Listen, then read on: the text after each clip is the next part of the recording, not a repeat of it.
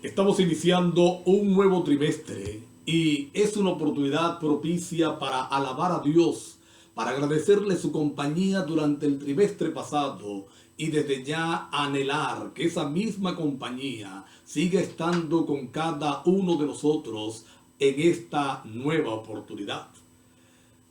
Oro al Señor para que lo que aprendamos durante este trimestre lo coloquemos en práctica. Nuestra vida espiritual pueda crecer mucho más, alcanzar las alturas que Dios ha planificado para nosotros y que el conocimiento sea puesto en práctica para que su iglesia sea edificada mucho más y mejor. Vamos a estar estudiando en este trimestre un tema fascinante. Vamos a estar estudiando en este trimestre el trabajo que Dios le otorgó a su iglesia, la tarea dejada a cada seguidor. Y oye la expresión que estoy usando, a cada seguidor, a cada persona que le acepta como su Salvador, Él le otorgó una tarea, la tarea del evangelismo, la tarea de testificar. Durante este trimestre vamos a estar estudiando esa fascinante función, vamos a estar estudiando esa fascinante tarea y oro al Señor para que los principios los apliquemos y todos nosotros nos convirtamos en ganadores de alma para Cristo Jesús. El título de este trimestre es Hacer amigos para Dios, el gozo de participar en la misión. Bendito sea el Señor, porque nos otorga ese gozo. Y es mi oración que al finalizar este trimestre todos estemos involucrados en la misión. El título de esta semana, de esta primera lección es ¿por qué testificar? ¿Cuál es la razón que debemos o que tenemos que testificar? ¿Por qué Dios le dejó esa tarea a su iglesia? El gran anhelo de Dios, mis hermanos, el gran anhelo de Dios, mis amigos, es que todas las personas en todas las partes respondan a su amor, acepten su gracia y sean transformadas por su espíritu de tal forma que puedan ser salvas y agregadas a su reino eterno. Es el gran anhelo de Dios. Y bendito sea el Señor que nos ha invitado a participar de ese gozo, a participar de ese anhelo para que sea una realidad. Que todas las personas acepten su mensaje y en consecuencia entren al reino de los cielos. Mira cómo lo define el apóstol Pablo en primera a Timoteo, capítulo 2, versos 3 y 4. Dice el apóstol inspirado por Dios, porque esto es bueno y agradable delante de Dios, nuestro Salvador, el cual quiere, oye bien, el cual quiere que todos los hombres sean salvos y no solamente que sean salvos, sino que vengan al conocimiento de la verdad. Así que el Dios bueno, el Dios que adoramos, anhela que todos los seres humanos alcancen el conocimiento de su verdad para que puedan ser salvos, para que lleguen a ser salvos. Testificar entonces, mis hermanos, testificar entonces, mis amigos, se trata de Jesús, no se trata de nosotros. Se trata de lo que Él ha hecho para salvarnos, de cómo ha cambiado nuestras vidas y de las maravillosas verdades de su palabra. Se trata de decir quién es Él, quién es Cristo y la belleza de su carácter. Testificar entonces se trata acerca de Jesús. Y vienen a mi memoria en este momento dos historias bíblicas. Vienen a mi memoria en este momento dos historias. La primera, la semana que viene, la vamos a estar desarrollando un poquito más. ¿Se acuerdan del Gadareno, del endemoniado Gadareno? Jesús lo encontró en una condición deplorable. Jesús lo encontró en la peor condición en que puede caer un ser humano. Y Él hace un milagro, le restituye la salud física, mental y espiritual. Y cuando Jesús va a salir de allí, entonces el gadareno le dice: Señor, te quiero seguir, yo quiero caminar contigo, quiero ir donde tú vas. Y Jesús le dice: no, tengo un trabajo mejor para ti. Hay una función aún más especial, algo que puedes hacer de mayor resultado que seguir, que estar conmigo. Ve a los tuyos. ¿Y qué era lo que iba a hacer el gadareno? ¿De qué iba a hablar? ¿De doctrinas? ¿Le iba a explicar de cómo se guarda el sábado, cómo se devuelven los diezmos? No. Lo que Jesús le dice es: ve y cuenta a los tuyos las grandes cosas que Jesús, que el Señor, que Dios ha hecho contigo. Eso es testificar. Decir lo que Dios ha hecho con nosotros, cómo éramos. Vamos a hablar un poquito más adelante de eso. Y ahora, ¿quiénes somos? Otra historia que viene a mi mente del testimonio personal es la del apóstol Pablo ante los reyes, allí en los capítulos 24, 25 y 26 del libro de los Hechos. Cuando a Pablo se le desafía a hablar de por qué cree lo que cree, por qué enseña lo que enseña, entonces lo que hace el apóstol Pablo de primero es decir: yo era esto y el Señor me encontró y ha transformado mi vida. Eso es testificar. Ahora, Dios provee las oportunidades para salvación. Porque nosotros tenemos que estar claros en algo. No somos nosotros los interesados en salvar a la gente. No somos nosotros los interesados en que la gente acepte al Señor. Más interesado que todos nosotros juntos está nuestro Señor Jesús. Allí en Lucas, capítulo 19, verso 10, Él va a definir su misión. Y entonces dice: el Hijo del Hombre vino para buscar y salvar a lo que se había perdido. El Hijo del Hombre vino por ti, mi amigo, vino por ti, mi amiga, por ti, mi hermano, por ti, mi hermana, por mí, por cada ser humano, porque todos estábamos perdidos. Ahora, Santiago, en el capítulo 5, versos 19 y 20, habla de el privilegio que significa ser participante de esa salvación. Dice Santiago que aquel que logra ganar a alguien y rescatarlo de su pecado ha hecho una obra extraordinaria. Qué privilegio el que el Señor nos haya dado a nosotros esa tarea. Que el Señor nos haya dado a nosotros esa función de servir de instrumento para rescatar a aquellos que, al igual que nosotros, están perdidos ahora en el pecado.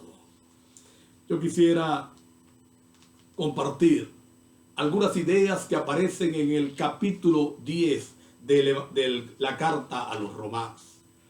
El verso número 13, el apóstol Pablo dice: todo el que invoque el nombre del Señor será salvo. Ahora, después que él dice esto, él hace cuatro preguntas. ¿Cómo pueden invocar aquel de que no han oído?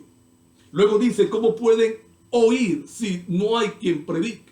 ¿Cómo pueden predicar si no hay quien envíe?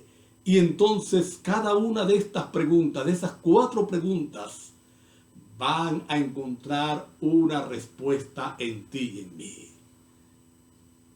Si hay quien envíe. San Mateo capítulo 28, a partir del verso 18 en adelante, el Señor nos envía a todos. ¿Saben, mis amigos? ¿Saben, mis hermanos? Testificar no es un don. Testificar no es un don, lo repito. Cantar es un don, predicar es un don, enseñar es un don, cocinar es un don. Pero testificar no lo es. Testificar es algo natural en el corazón que ha sido regenerado por Cristo Jesús. El Señor Jesús, a sus discípulos les ordenó ir por todo el mundo, a todos. Así que hay quien envíe. ¿Quiénes son los enviados? Nosotros, todos. Y cuando somos enviados, entonces la gente va a escuchar y va a aceptar al Señor y serán salvos por su gracia y su maravilloso amor. Hay una historia en la lección de esta semana interesante. ¿Cómo podemos hacer feliz a Jesús? Y me llamó la atención y la quiero compartir. Dice la lección de escuela sabática que si alguien le preguntara a Jesús, Señor, ¿cómo estuvo tu día? Entonces él va a responder, pues mi día fue triste, mi día fue muy doloroso, mi día fue muy miserable. ¿Por qué, Señor Jesús? Y entonces empieza a enumerar todo lo que Jesús vio en el día, la violencia en el mundo, las guerras, el hambre, los terremotos que hacen daño, la crueldad del ser humano por el otro ser humano. Y entonces en la historia alguien le pregunta a Jesús, Señor, ¿y qué te hace feliz? Y la respuesta de lo que hace feliz a Jesús lo encontramos en el Evangelio según San Lucas, capítulo número 15. Evangelio según San Lucas, capítulo número 15. El capítulo 15 de Lucas es conocido como el capítulo de las cosas perdidas. Pero yo siempre digo que si yo pudiera agregarle algo a ese capítulo, a ese título, le colocara el capítulo de las cosas perdidas y encontradas en el nombre del Señor. Y ahí encontramos qué es lo que hace feliz a Jesús. Mira cómo dice, hay 3 parábolas. La parábola de la oveja perdida, la parábola de la moneda perdida, la parábola del hijo perdido. Y cada una de estas parábolas, cuando se encuentra en la oveja, cuando se encuentra la moneda y cuando se encuentra al hijo, hay fiesta, hay gozo. ¿Qué hace feliz al Señor? A Él lo hace feliz cuando los seres humanos responden a su invitación, cuando los seres humanos responden y aceptan su mensaje de salvación y deciden caminar con Él. Ahora, ¿quién puede ayudar a esta felicidad? Miren qué interesante, el Señor dejó ese trabajo a los seres humanos. Los ángeles están deseosos de venir a predicar. Los ángeles están deseosos de venir a contar lo que Jesús hizo, porque ellos lo vieron. Sufrieron en carne propia el hecho de que Jesús muriera en la cruz del Calvario. Pero Jesús les dice, no son ustedes los que van a predicar. Son mis hijos, aquellos que yo he rescatado, tú y yo, mi amigo, tú y yo, mi hermano. Así que hagamos feliz a Jesús. Y nosotros, al testificar, crecemos por medio de la generosidad. Es decir, le damos a otro aquello que Dios nos ha dado. La lección nos habla del mar muerto y lo conocemos. Un mar donde la vida no fluye. Todas las aguas convergen a Él, pero Él no le da a nadie. Él recibe, pero Él no da. Por eso se llama el mar muerto. Pero a mí me llama la atención lo que dice el Señor Jesús en el Evangelio según San Juan, capítulo 7, versos 37 y 38. Está en el marco de una de las fiestas que los judíos celebraban. Y entonces dice que el último gran día de la fiesta, Jesús se colocó de pie. Y oigan lo que dice el Señor. ¿Alguno tiene sed? Venga a mí. ¿Alguien tiene sed? Venga a mí, tome agua. Y nosotros entendemos que de la sed que está hablando no es la sed física, es la fe espiritual, es la sed espiritual, la sed del alma, esa sequía que sentimos cuando Jesús no está en nuestro corazón. Y Él dice, vengan y yo les voy a dar agua. Ahora, pero mira lo interesante, mi amigo, mira lo interesante, mi amiga, mira lo interesante, mi hermano, mi hermana. El Señor nos da tanta agua que luego dice, verso 38, que de nuestro interior van a brotar ríos de agua viva. Ahora, mira el contraste. Una persona que tiene sed, ¿qué le falta? Le falta agua, ¿sí o no? Si tuviera agua, no tiene sed. Pero ahora, cuando vamos a Jesús, Él nos da el agua de vida y nos proporciona tanta agua que ahora de nuestro corazón debe brotar esa agua de vida. Debe brotar como torrente esa agua para que otros que tienen sed también puedan tomar. Si no estamos testificando, entonces perdónenme la comparación, somos el mar muerto. Estamos recibiendo bendición, estamos recibiendo la salvación, estamos recibiendo todo lo que Dios quiere proveernos y lo estamos guardando para nosotros. Lo estamos guardando en nosotros mismos. Pero cuando realmente vamos a Cristo, cuando Él realmente viene al corazón, cuando realmente nosotros le aceptamos, de nuestro interior, en la promesa del Señor, brotan aguas, ríos de agua viva. No podemos quedar callados, no podemos permanecer en silencio, porque es que el fuego del Evangelio va por dentro y nos arrastra y nos lleva, nos empuja a cumplir la misión que el Señor nos ha encomendado. Hay dos citas que aparecen allí en la lección del espíritu de la profecía, de Elena de White, inspirada por Dios. Una está en el deseado de toda gente, página 120, y yo quiero repetirla porque tiene una lección para nosotros.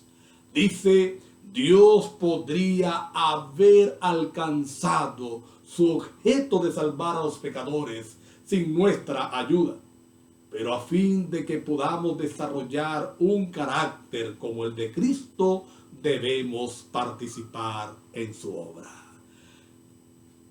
A fin de entrar en su gozo, sigue diciendo la cita, el gozo de ver almas redimidas por el sacrificio de Cristo, debemos participar de sus labores a favor de la redención. Oye lo que dice el Señor, porque es palabra de Dios. Oye lo que Él dice.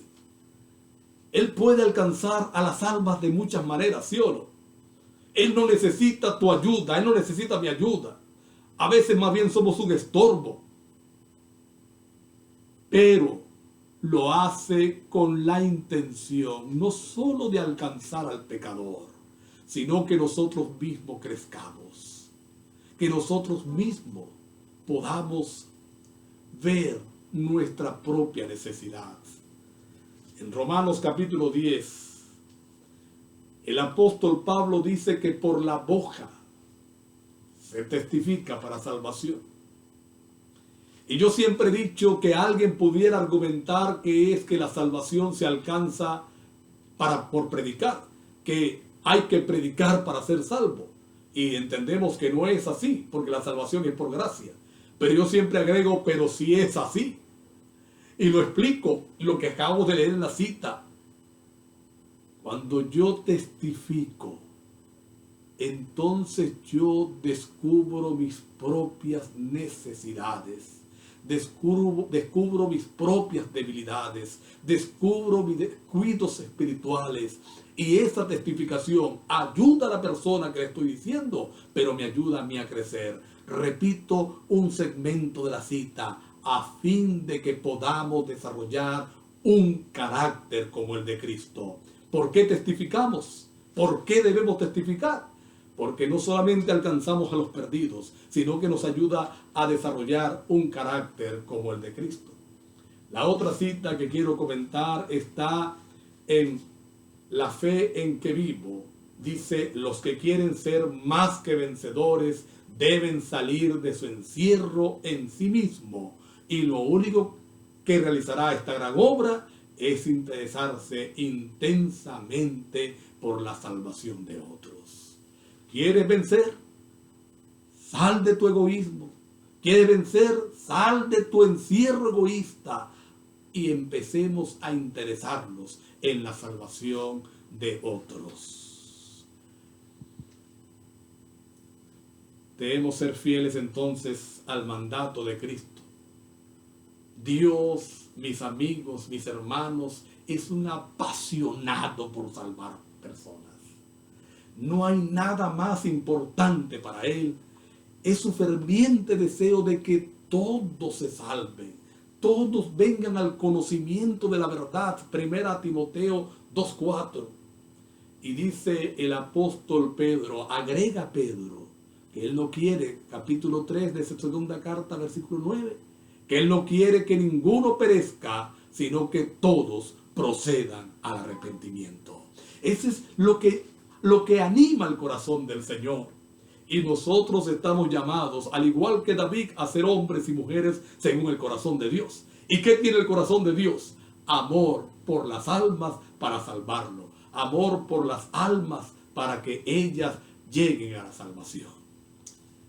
Así que testificar, o el testificar, debe ser motivado por el amor.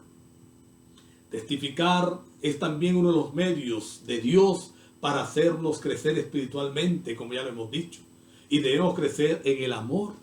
Es decir, yo debo pedirle al Señor, y te motivo a ti, te desafío a ti, a pedirle al Señor que te ayude a amar realmente al ser humano, aquel que perece sin Jesús, aquel que perece fuera de la salvación. El apóstol Pablo fue motivado por el amor. Y el amor nos incita, nos motiva, nos impulsa a hacer cosas que de ninguna otra manera nosotros haríamos, ¿sí? Por amor somos capaces de caminar kilómetros para ir a la persona amada, para encontrarnos con la persona amada. Por amor es que nosotros debemos testificar. Debemos pedirle a Dios ese amor. El apóstol Pablo tiene una frase que la usamos nosotros como lema en los JA, en los jóvenes adventistas. El amor de Cristo nos constriñe. Últimamente, en el lema JA ha sido modificado un poquito. Pero yo confieso públicamente, no me gusta esa modificación. Porque dice el amor de Cristo nos motiva. Pero es que cuando el apóstol Pablo dice el amor de Cristo nos constriñe, él está diciendo una verdad enorme, una verdad eterna, grande. Porque la palabra constreñir va mucho más allá de motivar. La palabra constreñir significa instar, impulsar, controlar, motivar en gran manera. Así que cuando el apóstol Pablo dice, a mí el amor de Cristo es lo que me constriñe y nos motiva a nosotros, nos está hablando de instar, de impulsar, controlar, motivar en gran escala. El amor de Cristo controlaba entonces las acciones del apóstol Pablo. El amor de Cristo motivaba su testimonio con un propósito inquebrantable y un espíritu único. Él compartía el plan de salvación en todo el mundo mediterráneo. A mí me impresiona. Pablo es arrastrado, apedreado, la gente piensa que está muerta, vienen sus amigos, lo creen muerto también, pero él se levanta, dice, y vuelve a entrar a la ciudad, vuelve a predicar a esa ciudad hostil. ¿Qué lo motivaba? El amor de Jesús. El amor de Jesús por las almas. Pablo amaba verdaderamente a cada ser humano. Yo quiero desafiarte y quiero desafiarme a mí para que ese amor motive nuestras acciones, motive el evangelismo, motive la testificación. Para que ese amor motive el accionar para Dios. Mis hermanos queridos, que este trimestre sea de inspiración para todos. Que este trimestre sea de motivación. Que nos convirtamos en agentes ganadores de almas. Es mi oración. Dios te bendiga ricamente, enormemente. Prospere tu convicción evangelística y haga de ti el instrumento que el Señor quiere darnos. Dios te bendiga grandemente.